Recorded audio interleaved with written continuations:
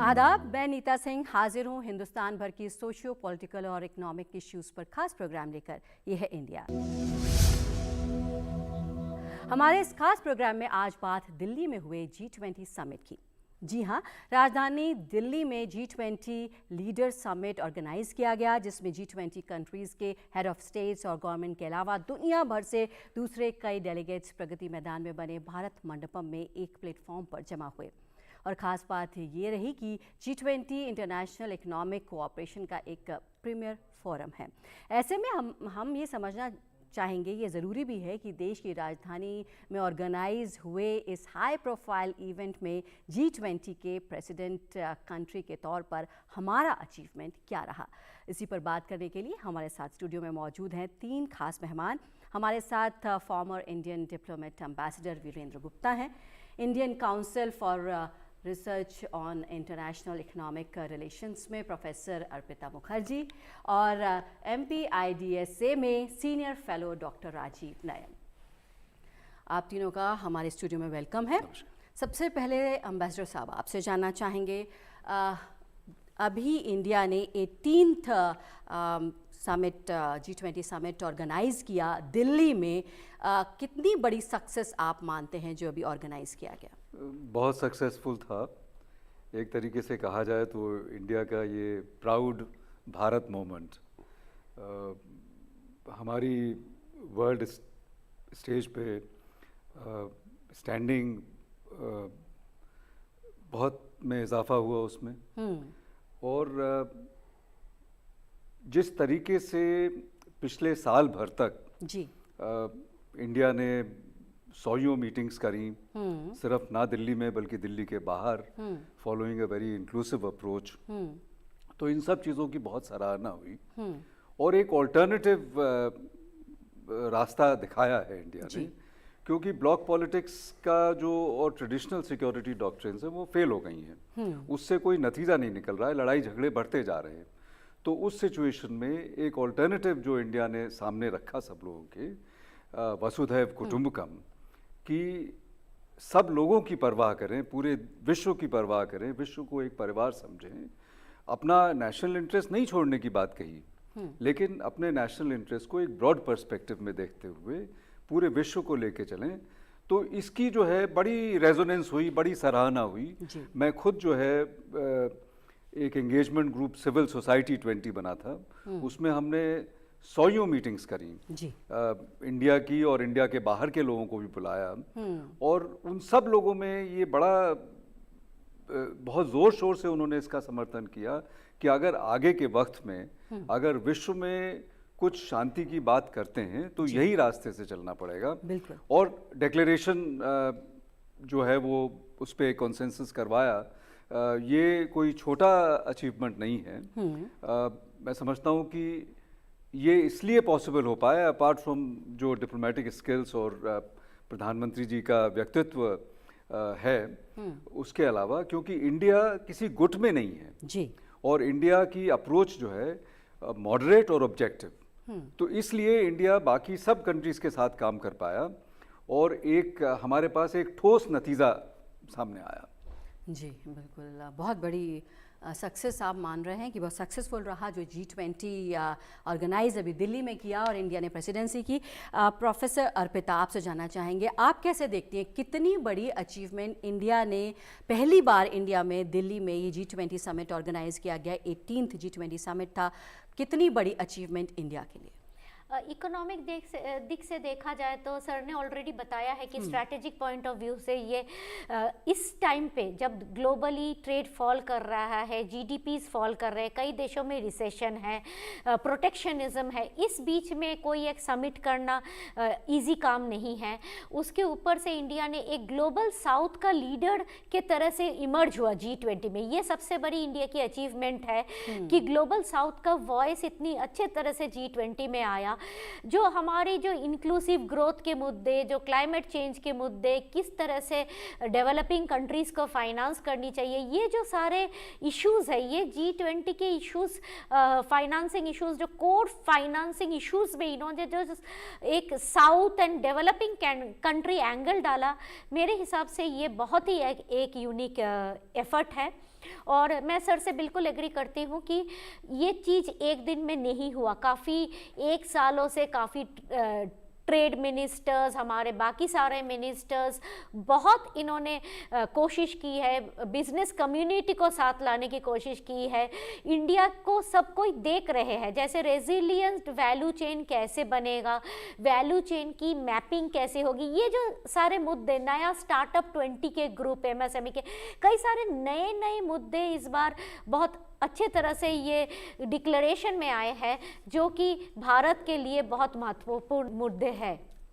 आपसे जानना चाहेंगे डॉक्टर राजीव, आप कैसे देखते हैं कितना बड़ा अचीवमेंट जो दिल्ली में समिट ऑर्गेनाइज किया गया, कितना सक्सेसफुल रहा, आप कैसे देखते हैं? देखिए, जैसा सारे वक्ताओं ने बताया, एक बड़ा ही सफल आयोजन हुआ।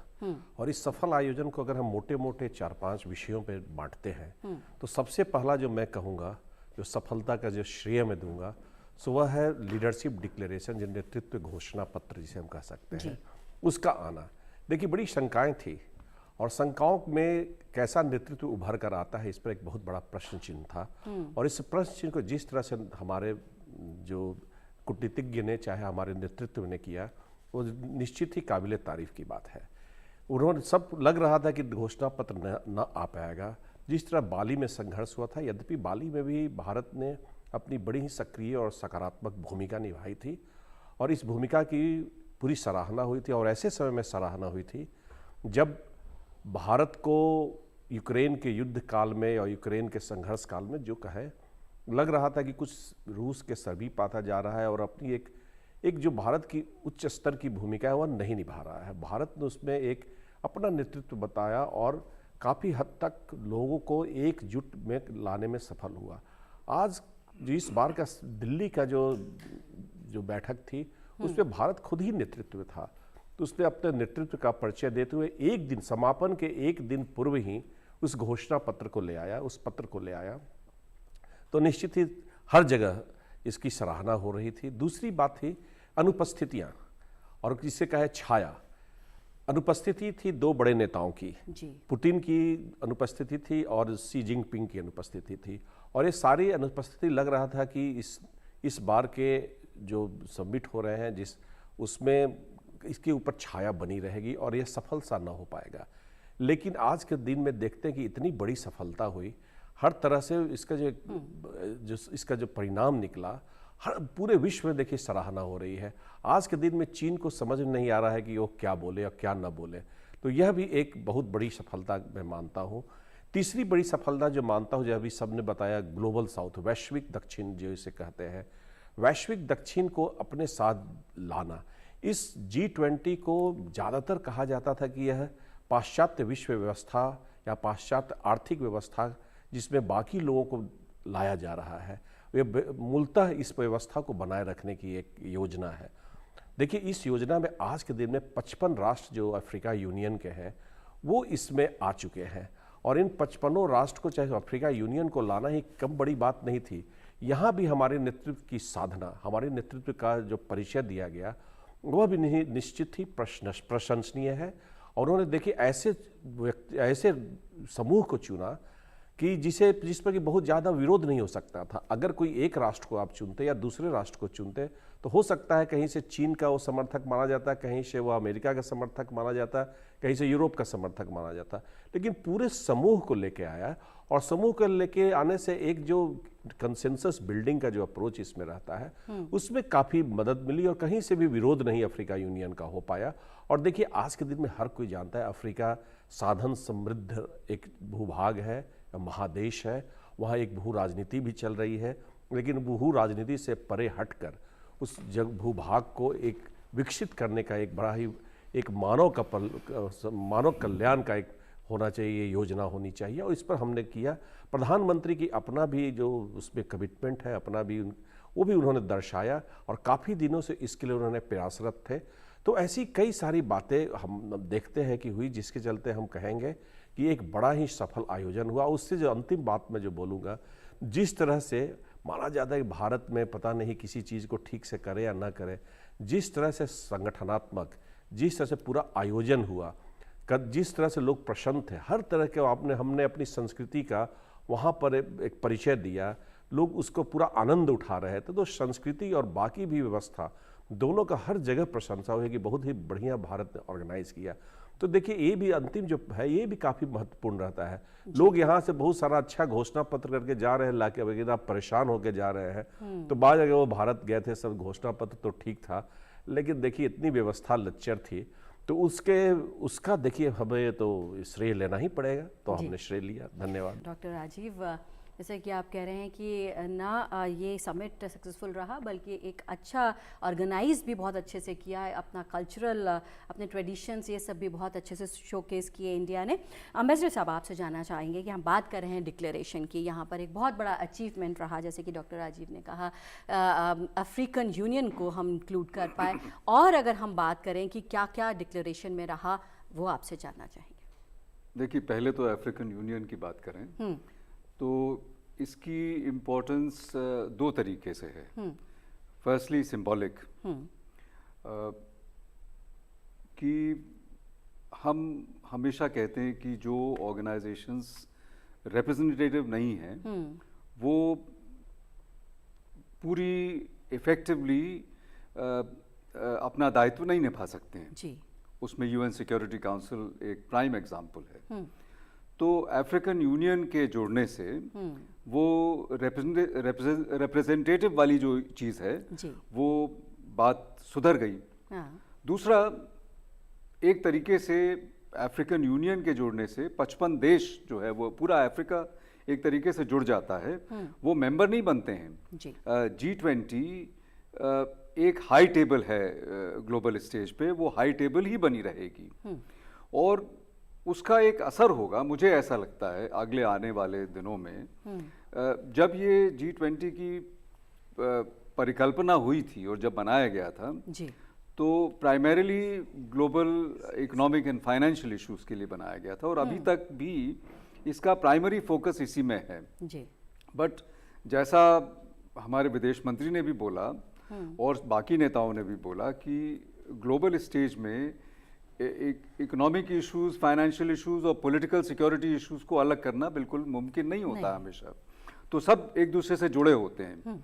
तो मुझे लगता है कि आने वाले दिनों में चूंकि ये संस्था बहुत रिप्रेजेंटेटिव हो गई है जी, तो इसलिए ये पॉलिटिकल सिक्योरिटी इश्यूज को भी डील करने लगेगी। एक पूरे होलिस्टिक तरीके से ग्लोबल इश्यूज को हैंडल करेगी, जो मेरा ख्याल है इंडिया के हित में होगा। क्योंकि इंडिया बहुत दिनों से ये कोशिश कर रहा है कि हमको ग्लोबल स्टेज पे जो हमारा ड्यू रोल है वो करने का मौका मिले। कहना चाहते हैं कि यूएन सिक्योरिटी काउंसिल की परमानेंट मेंबरशिप मिलनी चाहिए हमको। हमारे क्रेडेंशियल्स बहुत ही इम्पेकेबल हैं, साउंड हैं, लेकिन कुछ लोग ये भी कहते हैं कि ये G20 का हमने इतना अच्छा अदायगी करी तो इस वजह से हमारा यूएन सिक्योरिटी काउंसिल में जो मेंबरशिप का हक है, जो हमारे क्रेडेंशियल्स है और बढ़े हो जाएंगे और अब हमको आसानी से यूएन सिक्योरिटी काउंसिल की मेंबरशिप मिल जाएगी। लेकिन ऐसा होता नहीं है, क्योंकि इंटरनेशनल रिलेशंस ये सिर्फ सौहार्द पे और गुडविल पे नहीं चलते हैं जी, लॉजिक पे भी नहीं चलते हैं जी। ये चलते हैं brutal pursuit of national interest. तो कुछ ऐसे देश हैं जो ये समझते हैं कि उनका नेशनल इंटरेस्ट सफ़र करेगा अगर इंडिया को आगे बढ़ावा मिले, इंडिया को रोल मिले जी। तो मुझे ऐसा लगता है ये पिछले 40-45 सालों से बात चल रही है यूएन सिक्योरिटी काउंसिल की, वो अभी नहीं होने वाला हाल में जी। तो इंडिया को G20 में जगह मिल गई है। 55 कंट्रीज जो अफ्रीकन यूनियन के हैं वो भी वोट कर सकते हैं यूएन सिक्योरिटी काउंसिल में, इससे क्या कुछ फर्क पड़ेगा? नहीं, कहाँ तक? वो मेजॉरिटी वोट से कुछ फर्क नहीं पड़ता है। यूएन सिक्योरिटी काउंसिल में मेंबरशिप तब मिलती है जबकि परमानेंट मेंबर सारे सपोर्ट करें जी। और कुछ परमानेंट मेंबर्स आपको ओपनली सपोर्ट कर रहे हैं, लेकिन जब वोट होगा तो मुझे मालूम नहीं कि वो क्या करेंगे। कुछ ओपनली अपोज कर रहे हैं। तो जब तक कि ओपन ऑपोजिशन रहेगा उन जगहों से, चाइना का नाम लें तो तब तक इंडिया को नहीं मिलेगी। और चाइना ने बहुत सारे ऐसे देशों को खड़ा कर रखा है जिनको कॉफ़ी क्लब कंट्रीज बोलते हैं, जो कुछ तो इंडिया के खिलाफ हैं और कुछ इंडिया के खिलाफ नहीं है, लेकिन वो ये समझते हैं कि अगर रिफॉर्म हो गया तो इंडिया को मिल गया तो फिर उनको नहीं मिलेगा।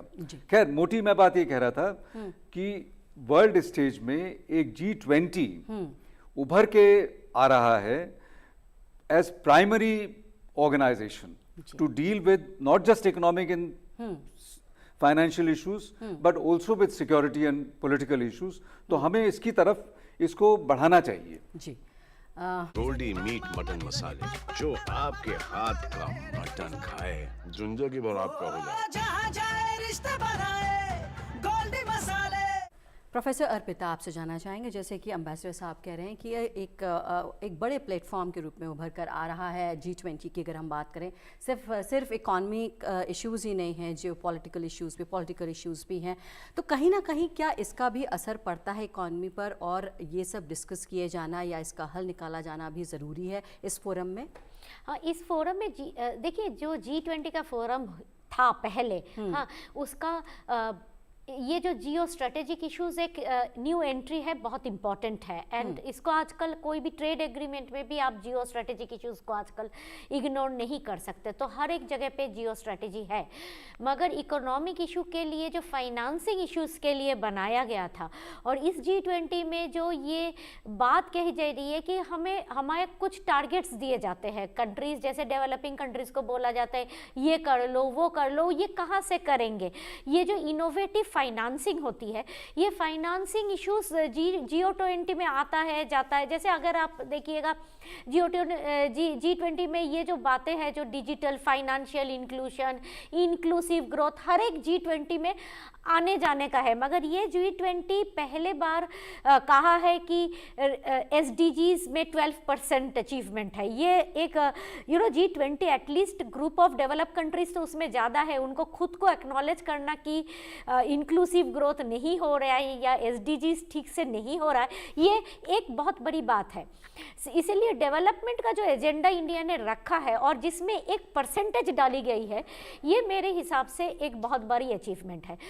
सेकेंडली, इस G20 में कई सारे नए चीज़ें हैं, जैसे इंडिया की जो सक्सेस स्टोरीज है वो लीडर्स डिक्लेरेशन में आया है, जैसे डिजिटल पब्लिक इंफ्रास्ट्रक्चर। हम लोगों ने जो डिजिटल इंक्लूजन के लिए जो हमारा UPI का सक्सेस स्टोरी है, ये बहुत अच्छी तरह से G20 में ने इसको निकाला है, एंड ये बहुत इंपॉर्टेंट इशू है। जी, जो थर्ड ट्रेड इंपॉर्टेंट इशू है, जो मैं सोचती हूँ कि अभी global trade protectionism is very high. उसमें अगर इतने सारे G20 मेंबर्स जो खुद भी कहीं ना कहीं कुछ ना कुछ प्रोटेक्शनिज्म हर दिन करते रहते हैं, उन्होंने फ्री एंड फेयर ट्रेड पे साइन किया है, ये बहुत बड़ी बात है। जी, फ्री एंड फेयर ट्रेड पर साइन किया है, ये एक बहुत बड़ा अचीवमेंट है जो G20 समिट में देखने को मिला।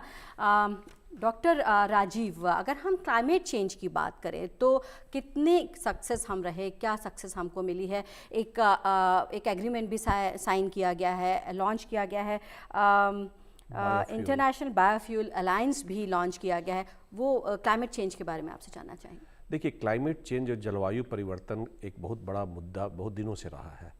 इसकी सफलता असफलता, अगर असफल उतनी सफल नहीं रही तो आगे कैसे सफल किया जाए, इस पर बहुत चर्चा चलते रही। इसमें धन की आवश्यकता थी, धन जितने आवंटित किए गए थे उतने धन कितने, इसमें घोषणा पत्र में लिखा हुआ भी है, 100 बिलियन 200 बिलियन डॉलर हुए, क्या हुए उनके, फिर आगे कितने की आवश्यकता है, हर साल कितने की आवश्यकता होगी। तो इन सब बातों का बड़ा ही और कितने पूरे के पूरे कितने की आवश्यकता पड़ेगी, धन की आवश्यकता पड़ेगी, क्लाइमेट फाइनेंस जिसे वो शब्द का इस्तेमाल करते हैं। तो इन सब पर बड़ा ही डिटेल्ड इसमें एक स्थान दिया गया है, विस्तृत जानकारी इसमें दी गई है। देखिए, सबसे महत्वपूर्ण बात जो इस पूरे घोषणा पत्र की है, जैसे अभी सब कोई बोल रहे हैं, एक समावेशी और एकीकृत जो ढांचा तैयार करने की बात की गई है। समावेशी इसमें है कि जैसे अभी हो रहा है ग्लोबल साउथ और डेवलपिंग कंट्रीज, इनको ध्यान में रखते हुए अभी ज़्यादातर जो निंदा की जाती है कि जब भी हम जलवायु परिवर्तन की बात करते हैं तो एक दृष्टिकोण आता है एक विकसित राष्ट्र की तरफ से, और विकासशील राष्ट्र की जो अपनी समस्याएं हैं उससे नज़रअंदाज किया जाता है। तो इस बात का बड़ा ध्यान इसमें रखा गया है। साथ ही साथ इसमें एक और जो बात की गई है कि भाई आप जो जलवायु परिवर्तन कर रहे हैं उसमें कहीं न कहीं बहुत बड़ी भूमिका होती है एनर्जी की, जिसमें कि ऊर्जा का, और ऊर्जा से भी जैसे सब कोई जानते हैं कि ऊर्जा से भी काफ़ी कुछ जलवायु परिवर्तन में इसका योगदान रहता है।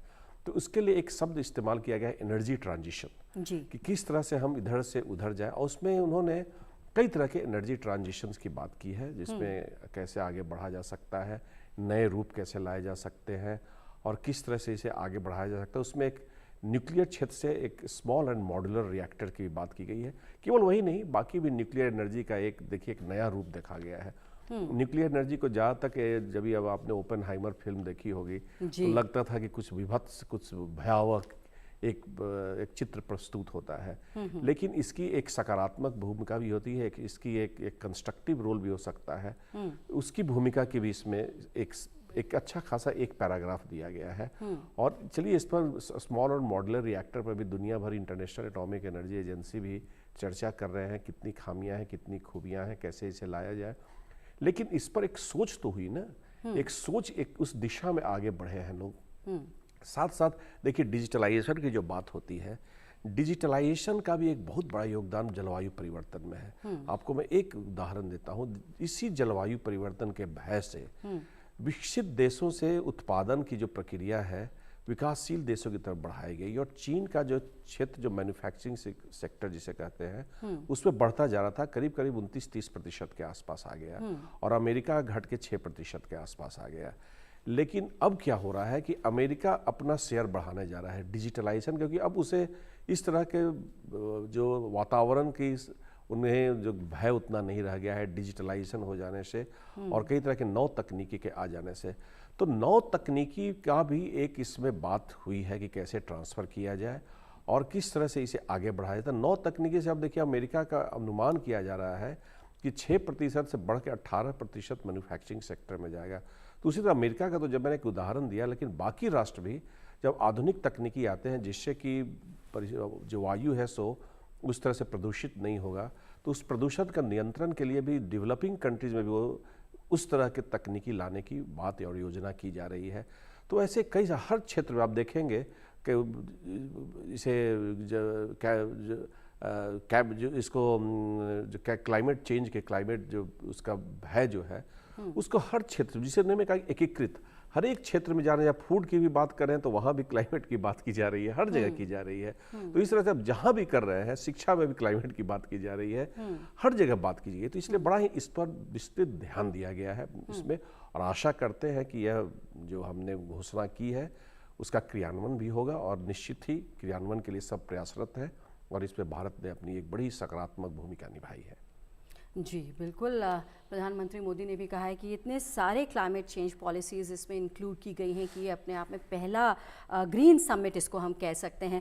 अम्बेसडर साहब, आपसे जानना चाहेंगे, अगर हम यूक्रेन रशिया वॉर की बात करें तो उस पर किस तरह का रुख देखने को मिला, ये कैसा रहा?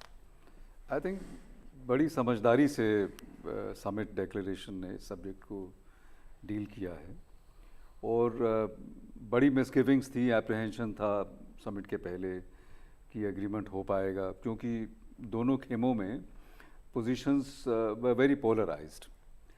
तो समझदारी से दो तीन चीज़ें, एक तो रशिया का नाम स्पेसिफिकली उसको कंडेम नहीं किया गया। तो मुझे लगता है कि कहीं ऐसा कभी पहले नहीं हुआ जी।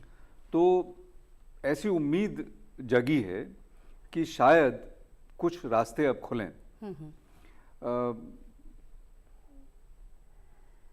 राजीव जी ने बताया न्यूक्लियर इश्यूज के बारे में कि न्यूक्लियर वेपन का इस्तेमाल परमिसिबल नहीं है जी। ये कैटेगोरिकली सबसे पहली दफ़ा ऐसा मैंने कुछ जिक्र देखा जी। तो इन इश्यूज पे बहुत डिवाइसिव था, और डिवाइसिव होने के बावजूद भी कुछ एग्रीमेंट होगा नहीं होगा, एग्रीमेंट नहीं होगा तो क्या इंडिया की प्रेसिडेंसी फेल हो जाएगी, ऐसी कोई बात नहीं थी। देखिए, एग्रीमेंट किसी भी ग्रुप में, मल्टीलैटरल फोरम में, मैंने तो बहुत दिनों काम किया है इस मल्टीलैटरल में, तो वो जितने लोग इकट्ठा हैं वो उनके ऊपर डिपेंड करता है। अगर उनमें बहुत डिसएग्रीमेंट्स हैं, बहुत डिविजन्स हैं, तो हो सकता है कि बढ़िया एग्रीमेंट नहीं बनेगा। और एग्रीमेंट बने या ना बने तो चेयर का कोई इसमें नहीं होता है कि चेयरमैन है तो आप सक्सेसफुल नहीं हुए तो आपकी दिक्कत हो गई। लेकिन चेयरमैन की रिस्पॉन्सिबिलिटी होती है कि सबको मिलजुल के एक बीच का रास्ता ढूंढा जाए। जी। तो ये बीच का रास्ता ढूंढा गया और एग्रीमेंट हुआ और बहुत अच्छा एग्रीमेंट हुआ। जी। क्योंकि जितनी प्रिंसिपल की चीज़ें हैं, देखिए नेम कॉलिंग से सिर्फ रास्ते नहीं निकलते हैं। नेम कॉलिंग में हम लोग की अपनी लाइफ में भी अगर हमें बात आगे बढ़ानी है किसी से, तो हम प्रिंसिपल्स की बात करें। तो सारे प्रिंसिपल्स की बात इस डिक्लेरेशन में हुई है कि यूएन चार्टर फॉलो होना चाहिए, यूज ऑफ फोर्स नहीं होना चाहिए, threat of use of force नहीं होना चाहिए, threat of use of nuclear weapons नहीं होना चाहिए, और टेरिटोरियल इंटेग्रिटी होनी चाहिए सारे देशों की। तो सारे इश्यूज को बहुत सटीक तरीके से कहा गया है। और इस तरह का डिक्लेरेशन लाना, मेरा ख्याल है खासकर यूक्रेन इशू पे, जो कि इतना बड़ा डिवाइसिव इशू है इस वक्त में, इसका क्रेडिट सबको जाता है क्योंकि सब लोगों ने एग्रीमेंट किया। और सबसे ज़्यादा क्रेडिट ऑब्वियसली इंडिया को जाता है, because as chair India steered this kind of agreement. बिल्कुल, तो एक बहुत बड़ा अचीवमेंट, जैसे कि आपने कहा कि यूक्रेन मुद्दे पर जिस तरह से एक कॉन्सेंसस रहा, और इस बार देखने को मिला कि 100% कॉन्सेंसस रहे हैं और कोई भी फुट नोट या चेयर्स समरी देखने को नहीं मिली इस बार डिक्लेरेशन में। और बहुत ही अच्छे से हैंडल किया है सभी इश्यूज़ को इंडिया ने।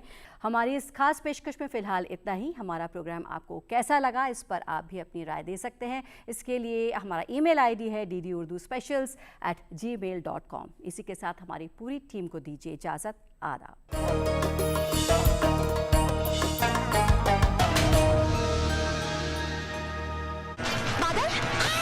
वीकेंड पर दूरदर्शन आपके लिए लाया है जबरदस्त एंटरटेनमेंट